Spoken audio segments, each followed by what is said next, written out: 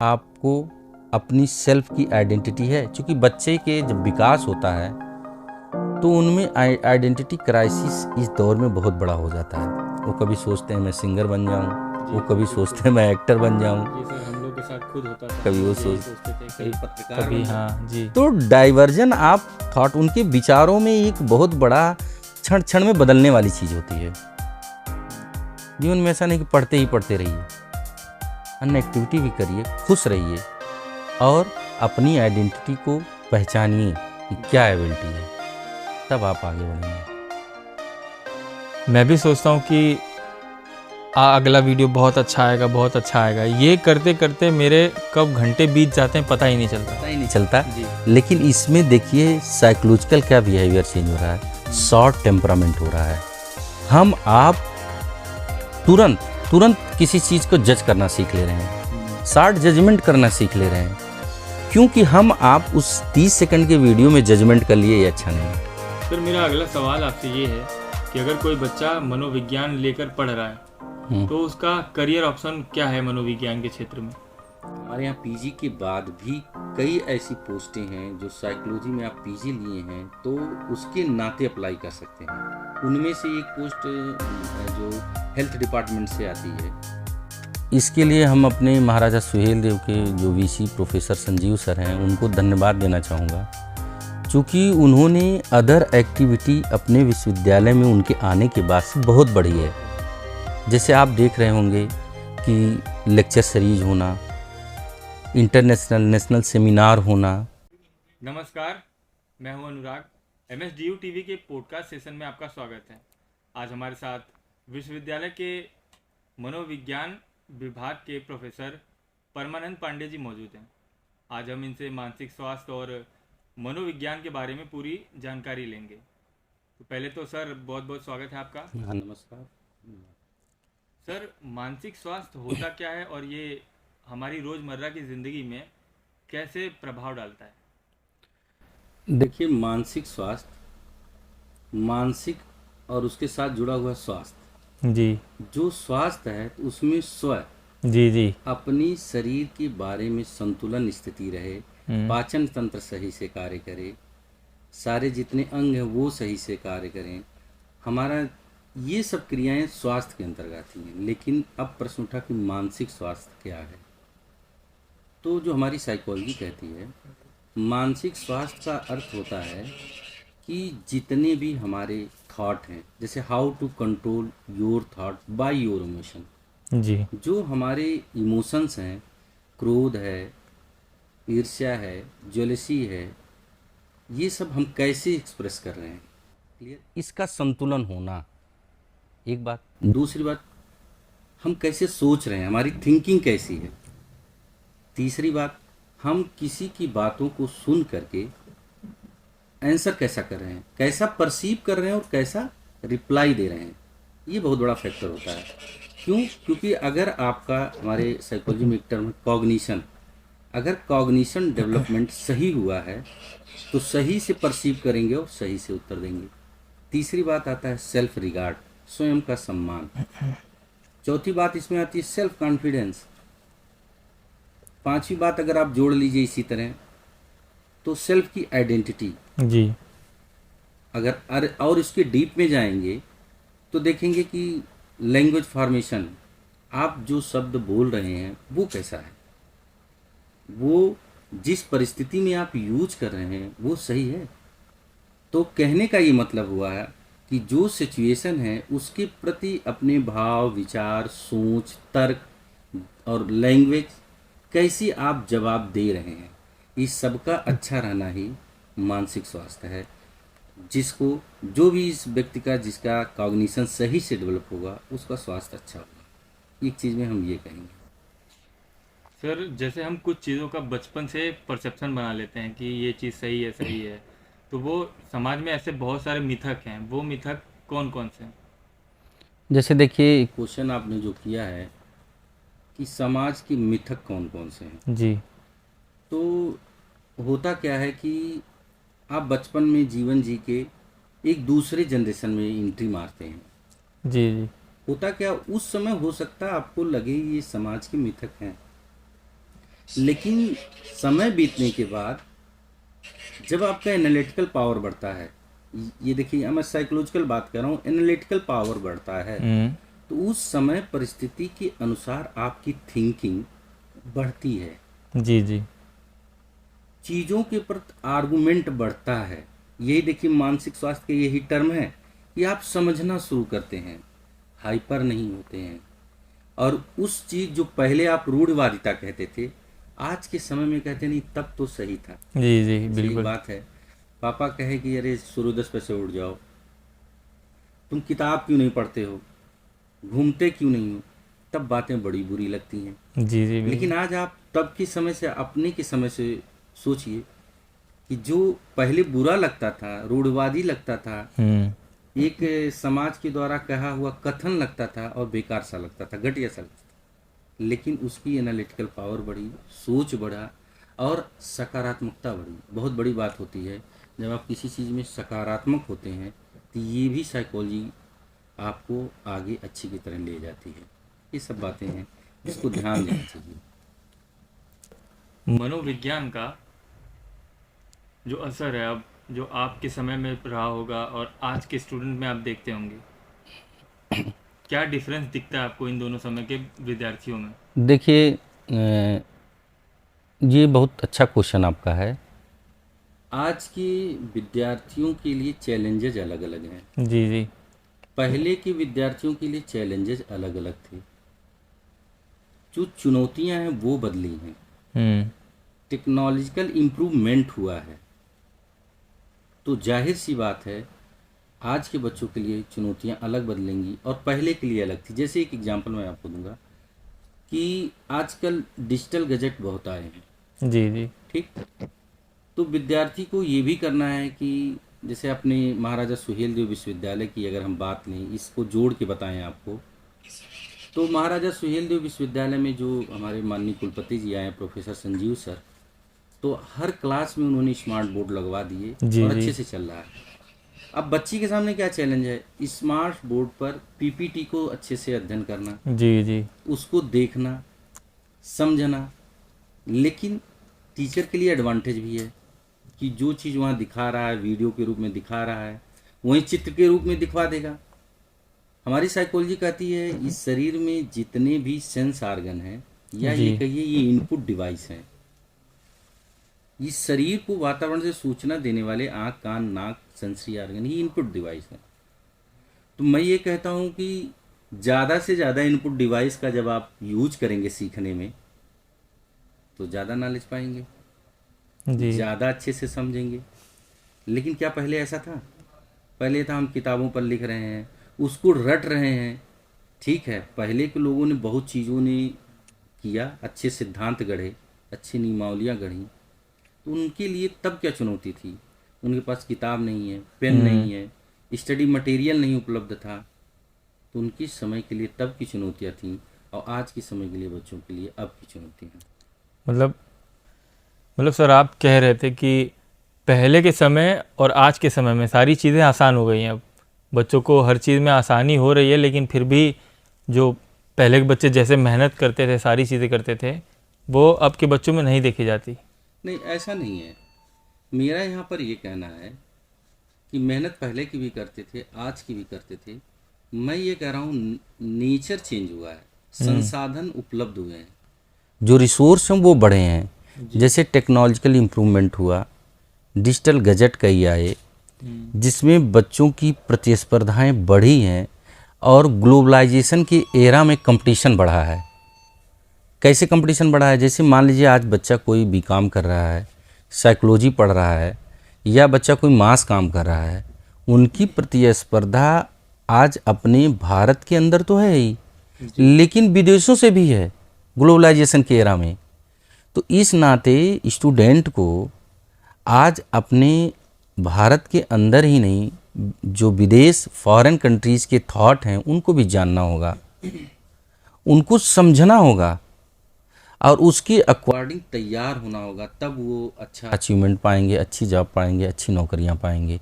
ये चीज़ हुई है।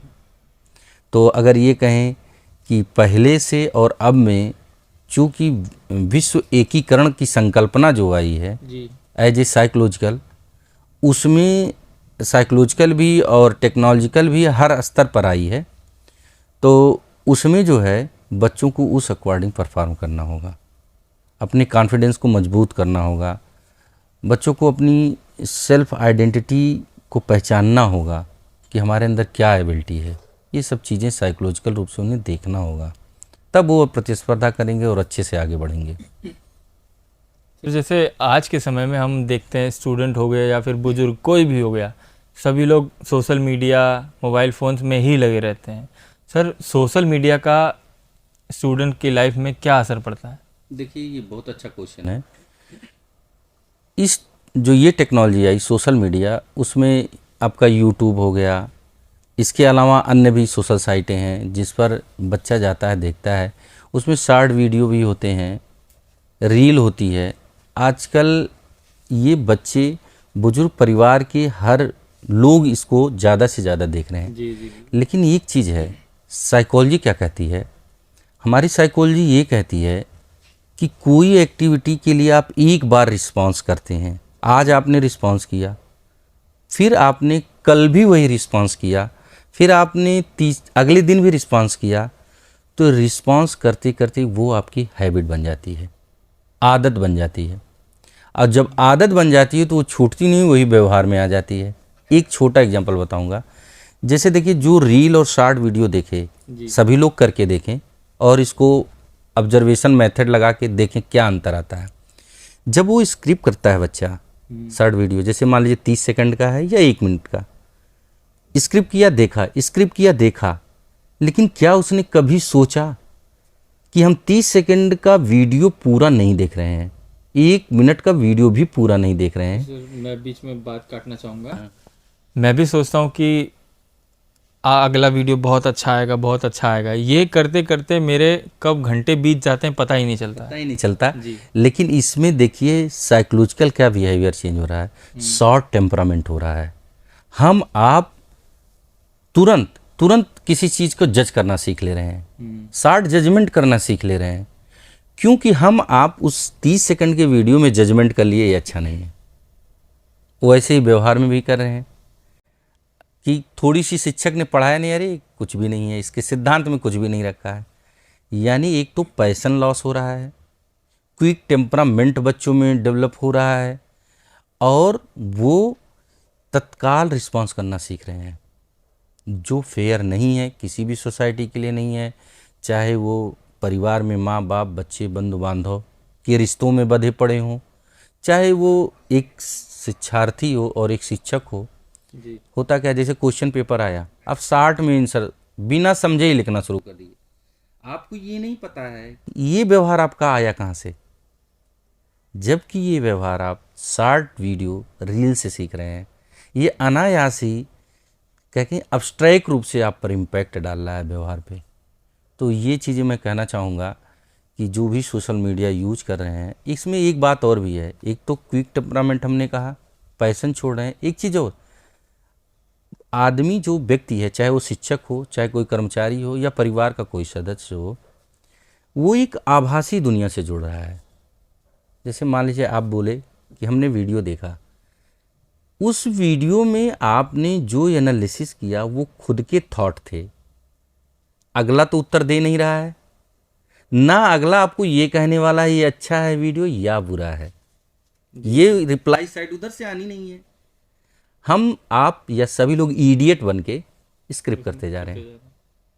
लेकिन वास्तव में आप कभी एनालिसिस कीजिए कि हमारे भाव विचार कैसे थे जिस वीडियो से जुड़े हो, मैंने पूरा देखा। ये बहुत बड़ा है। तो इससे क्या होता है, आदमी में एक आभासी काल्पनिक दुनिया और विचार से जुड़ जाता है और वैसा व्यवहार करने की कोशिश करता है। और वही कल को आके जब सोसाइटी में करता है तो सोसाइटी में बहसी है, ये तो कहा जाएगा बहसी है, मूल बात समझ नहीं पा रहा है। लेकिन वो बहसी या मूल बात ना समझना, व्यवहार उसका जो आया, कहीं ना कहीं इससे एक सीखा। मैं ये नहीं कहता सोशल मीडिया बुरी है, लेकिन हम सभी को ये कहना चाहूँगा, विद्यार्थियों के लिए जो भी यूज करते हैं, करते वक्त उसका एक टाइम बांधें, समय बांधें कि जीवन में हमें पूरे 24 घंटे में 1 घंटा देखना है, या हर समय को ब्रेक कर लें, हर आधे घंटे या 2 घंटे पे मैं 5 मिनट के लिए देखूंगा। जी जी। तो उनका जो ये क्विक टेम्परामेंट का बिहेवियर, पैसन कम होना, बच्चे का भी पैसन कम होना, बच्चे छोटी छोटी चीज़ों के लिए हाइपर गुस्सा करने लगते हैं, ये सब चीज़ों में कमी आएगी। और सबसे बड़ी बात, आप आभासी दुनिया की में गोते नहीं लगाएंगे, ये चीज़ होता है सबसे बड़ी बात जो है। सर जैसे मैं भी देखता हूँ कि अगर 2 लोग की लड़ाई हुई है, उसमें से एक गलत है एक सही है, तो सोशल मीडिया क्या काम करता है कि मुझे मेरी तरह की वीडियोस दिखाएगा कि मैं सही हूँ, और सामने वाले को भी वो जो सोच रहा है उसके हिसाब से वीडियोस दिखाएगा कि वो भी सही है। तो यहाँ से परसेप्शन चेंज हो जाता है लोगों का। ये भी चेंज होता है। कहते नहीं, action speak louder than word, एक साइकोलॉजी की कहावत है, जो आप करते हैं वही शब्दों में बोलते हैं। तो होता क्या है, आप जब वैसी वीडियो हर कोई देख रहा है तो देखेगा, धीरे धीरे वो व्यवहार में ले आएगा, ये चीज़ें तो असर आएंगी। और सर जैसे कि स्टूडेंट्स के लिए मनोविज्ञान या ये कोई भी मानसिक तनाव हो गया या कुछ भी हो गया, इनसे उनको उबरने के लिए क्या सुझाव देना चाहेंगे कुछ आप? हाँ देखिए, ये बहुत अच्छा प्रश्न है, और इसके लिए हम अपने महाराजा सुहेल देव के जो वीसी प्रोफेसर संजीव सर हैं उनको धन्यवाद देना चाहूँगा, क्योंकि उन्होंने अदर एक्टिविटी अपने विश्वविद्यालय में उनके आने के बाद से बहुत बढ़ी है। जैसे आप देख रहे होंगे कि लेक्चर सीरीज होना, इंटरनेशनल नेशनल सेमिनार होना, ठीक, लाइब्रेरी को उन्होंने बहुत उन्नत ढंग से बनाया है। अभी प्ले ग्राउंड बहुत अच्छे से बनाने के लिए करें। आपका ये पॉडकास्ट वीडियो ही देख लीजिए, आजमगढ़ जैसे सिटी में इसका होना और इतने अच्छे से वीडियो शूट करना।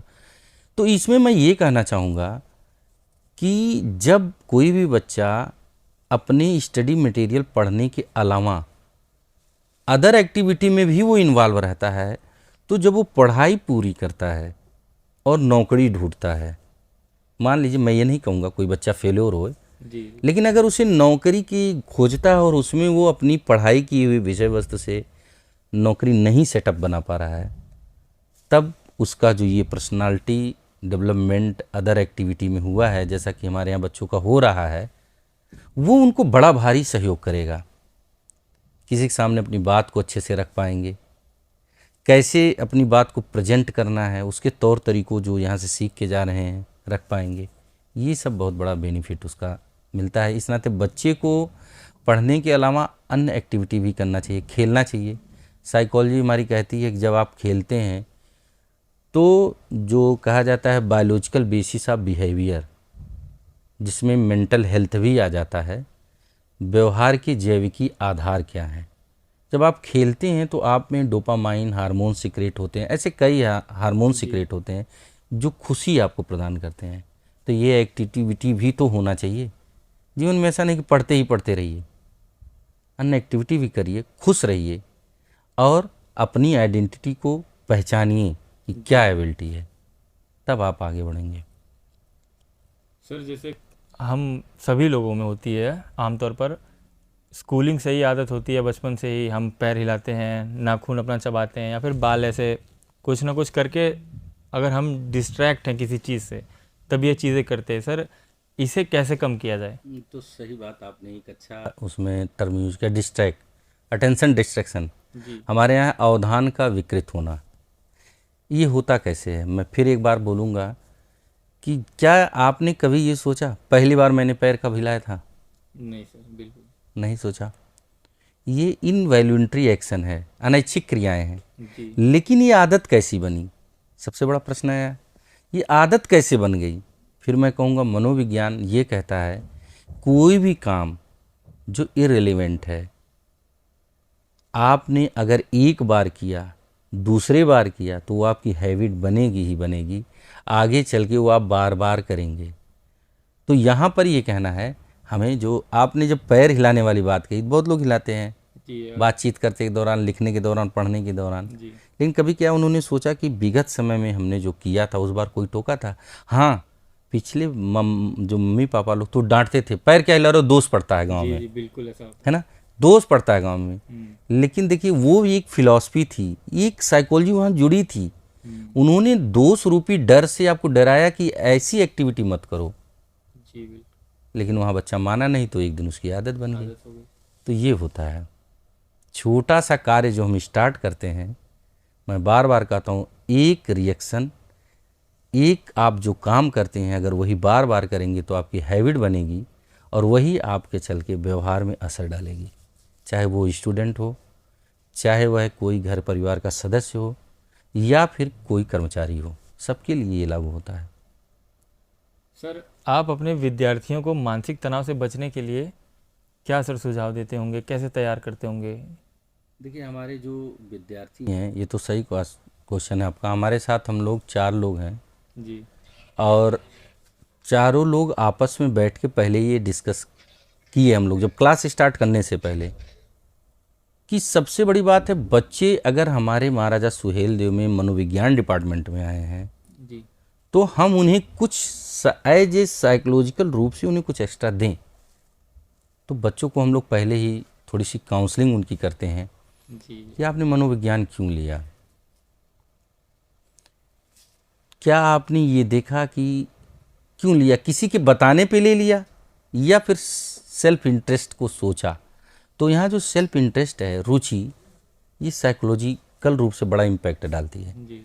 क्यों? क्योंकि जब आप अपनी रुचि से कोई वे सेलेक्ट करते हैं तो उसमें आप पूरे मनोयोग से लगते हैं, पूरे चेतना के साथ लगते हैं और आप अपना 100% देते हैं। बिल्कुल।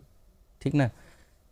दूसरा मैं सिखाता हूँ, क्या आपको अपनी सेल्फ की आइडेंटिटी है? क्योंकि बच्चे के जब विकास होता है तो उनमें आइडेंटिटी क्राइसिस इस दौर में बहुत बड़ा हो जाता है। वो कभी सोचते हैं मैं सिंगर बन जाऊं, वो कभी सोचते हैं मैं एक्टर बन जाऊं, जी सर, हम लोग के साथ खुद होता था, कभी हम वो लोग यही सोचते थे कि पत्रकार कभी, बन जाऊं। हाँ जी। तो डाइवर्जन आप थॉट, उनके विचारों में एक बहुत बड़ा क्षण क्षण में बदलने वाली चीज़ होती है। ये बहुत बड़ा, जो कहते हैं आधी तूफान की एज है, ये उम्र जो है आधी तूफान की उम्र मानी जाती है। तो बच्चे का दोष नहीं होता, हम उनको सिखाते हैं कि पहले आप खुद को पहचानिए, अपनी दिनचर्या सही रखिए। दिनचर्या को मैं यहाँ फिर से एक बार क्लियर कर दूँ, एज ए साइकोलॉजिकल, ये नहीं कि आप सूर्योदय से पहले उठ गए हैं जी। तो वो दिनचर्या है, नहीं। मेरा ही मानना है एज ए साइकोलॉजिकल, जब आप उठें तब से हर सेगमेंट टाइम का सही होना चाहिए, समयबद्ध होना चाहिए, एक नियम होना चाहिए जिससे आप अपना काम अच्छे से करें। दूसरी बात, जो आप सिलेबस लिए हैं उस सिलेबस को अच्छे से समझिए, तरीके से पढ़िए। दूसरी बात यह है, आप अन्य एक्टिविटी में भाग लीजिए, जैसे कि हमारे विश्वविद्यालय में चल भी रहा है। जी। अन्य एक्टिविटी में भाग लेंगे तो आपको वहाँ से कुछ न कुछ मोटिवेशन हर काम में मिलता है। तो मोटिवेशन भी देना बच्चों को एक बहुत ज़रूरी फैक्टर है। तीसरा बात यह है कि जैसा कि होता है कि बच्चे डिप्रेशन में बड़े जल्दी चले जाते हैं। जी, ये बहुत गंभीर मामला है, बहुत देखा जाता है। बच्चे डिप्रेशन में बहुत जल्दी चले जाते हैं। इसका रीज़न क्या है? देखिए, इसके पीछे बहुत बड़ा रीज़न है निगेटिव थॉट। ये निगेटिव थॉट को मैं जोड़ता हूँ जीवन की एक घटना से। जैसे मान लीजिए आपने कभी गुस्सा किया जी। उस दिन मम्मी या पापा ने आपको डांटे, तो जिस दिन आपको डांट रहे हैं उस दिन आपको विगत के जितनी आप बुराइयां किए पड़े हैं सबको याद दिला देंगे कि तुमने फला दिन फला किया था, तुम ऐसे ही भाग के बंक मारते हो, खेलते हो, टाइम से नहीं पढ़ते हो ना, समय से खाना खाते हो। विगत की सारी नेगेटिव चीज़ें उस दिन दिखा दी जाती हैं सबके द्वारा। वही सेम माइंड थॉट हमारे ब्रेन में भी होता है। जब एक बार आपके अंदर नेगेटिव थॉट घुसता है तो जितनी नेगेटिव चीज़ें वही दिखती हैं।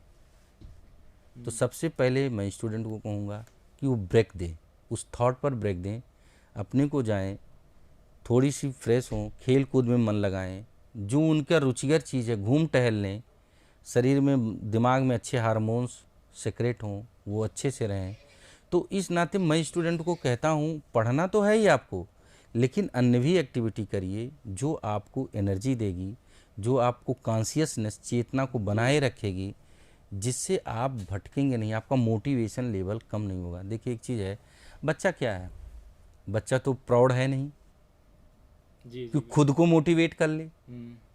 खुद को सेल्फ मोटिवेशन जो एक कॉन्सेप्ट है वो बच्चा नहीं कर सकता, कभी नहीं कर सकता। वो एक मेच्योर माइंड बंदा कर सकता है। मतलब बाहर भी कुछ चाहिए जो वो समझाए। एक मेच्योर माइंड बंदा कर सकता है कि हम किसी कार्य को किए और फेलियर हो गए जी। तो हम खुद को ही मोटिवेट करते हैं, चलो कोई बात नहीं, लेकिन बच्चा नहीं कर सकता क्योंकि उसका इतना थॉट प्रोसेस डेवलप नहीं है। तो इसलिए टीचर को हमेशा चाहिए बीच बीच में बच्चे को मोटिवेट करते रहें। तो हम लोग ये काम करते हैं बच्चों के साथ, ये चीज़ है। सर, आने वाले भविष्य में सर मनोविज्ञान समाज में क्या योगदान देने वाला है? देखिए, आने वाले भविष्य में, या आपका क्वेश्चन ये हो कि करियर पर्सपेक्टिव से क्या इसका यूज रहेगा? नहीं सर, दोनों ये बातें। सामाजिक दृष्टिकोण से मैंने पूछा। देखिए, सामाजिक दृष्टिकोण से जो इसका योगदान है वो बहुत ज़्यादा है। आज की भागम भाग जिंदगी में हर आदमी अपने पर समय नहीं दे पा रहा है।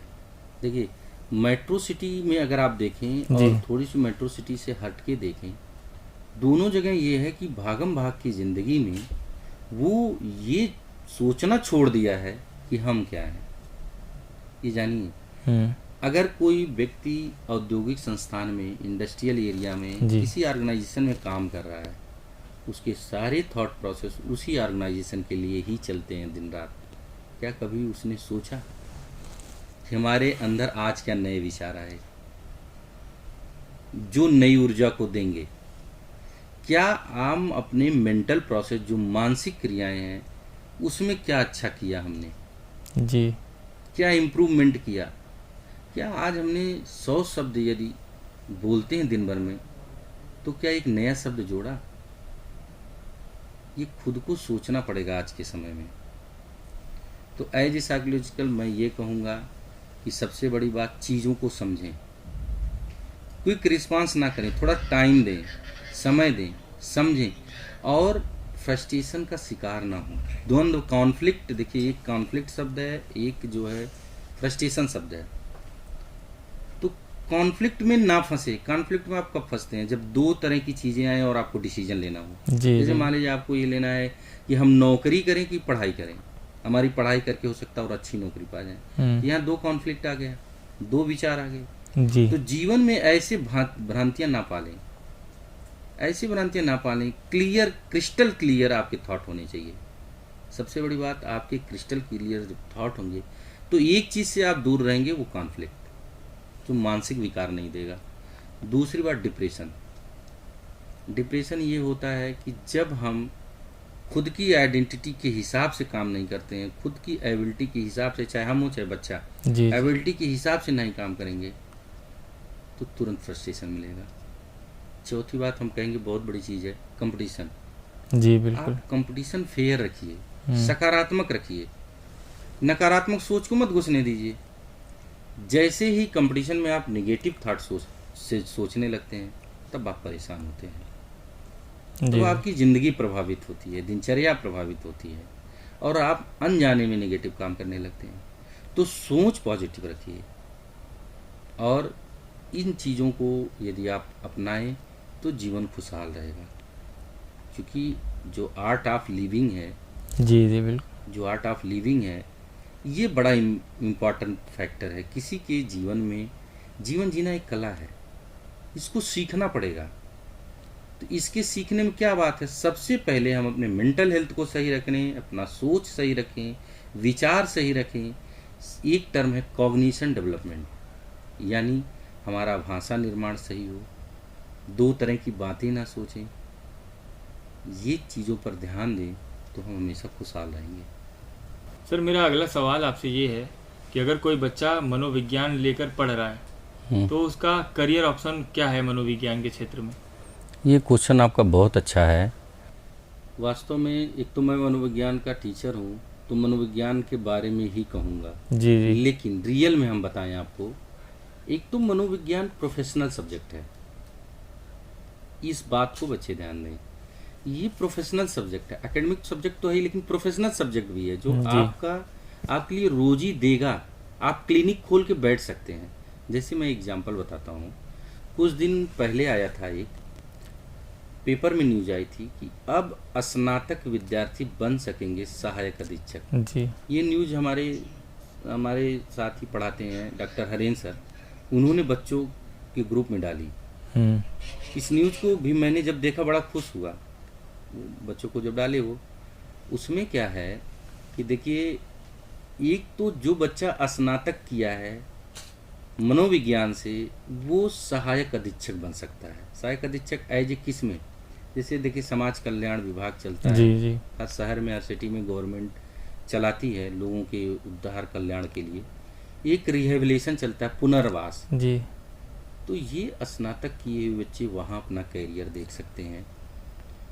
किसी सब्जेक्ट में बुराई नहीं कर रहा हूँ, लेकिन ये उनको एज ए स्नातक में मनोविज्ञान लेने के नाते ये जॉब उनके ये लिए create हुई बेनिफिट है उनके लिए। हाँ। दूसरी बात एक है, जैसे इस महाराजा सुहेलदेव विश्वविद्यालय में इस बार माननीय कुलपति जी प्रोफेसर संजीव सर ने एक कोर्स ले आया, डिप्लोमा कोर्स, जी गाइडेंस एंड काउंसलिंग। ये बहुत ही बेनिफिशियल कोर्स है। जैसे ग्रेजुएशन के बाद यदि बच्चा हमारा गाइडेंस काउंसलिंग कोर्स कर ले रहा है, जी इसमें भी बहुत जॉब आती है और गवर्नमेंट जॉब भी आती है। सबसे बड़ी बात, नंबर एक बात यह है, जैसे मान लीजिए जो हेल्थ डिपार्टमेंट हुआ, जी ठीक, उसमें काउंसलर की पोस्ट निकलती है। जो भारतीय या इस देश के कारागार जितने हैं उसमें जी, जी। कैदियों के काउंसलर कर वो कर सकता है, करता है। तीसरी बात डिफेंस सेक्टर में। चौथी बात, जैसे कोई भी, जैसे आप स्पोर्ट में देखते होंगे, जी आज के समय में विराट कोहली हैं, पिछले और पीछे जाइए सचिन तेंदुलकर। थे।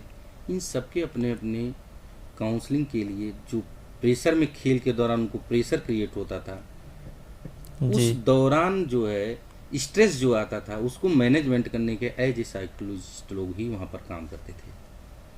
तो ये फील्ड ये भी है, उनको स्पोर्ट्स सेक्टर में, डिफेंस सेक्टर में एज ए काउंसलर उनकी नियुक्ति होती है। वो देखें, अनेक साइटें आजकल हैं, मोबाइलें हैं, उस पर देखेंगे, उस पर आएगा।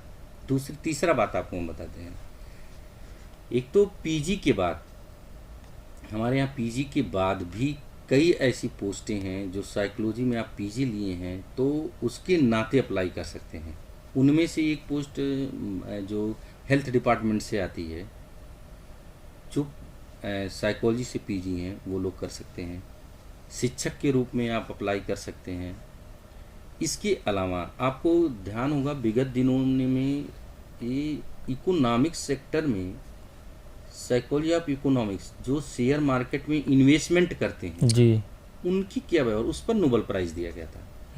हाँ, तो उनकी साइकोलॉजी पकड़ना, यानी जो कैपिटल मार्केट है जी उसमें, जो शेयर मार्केट है उसमें साइकोलॉजिकल एनालिसिस कराना, ये भी बहुत बड़ा फैक्टर है। उसमें भी एक बहुत अच्छा जॉब का अवसर है।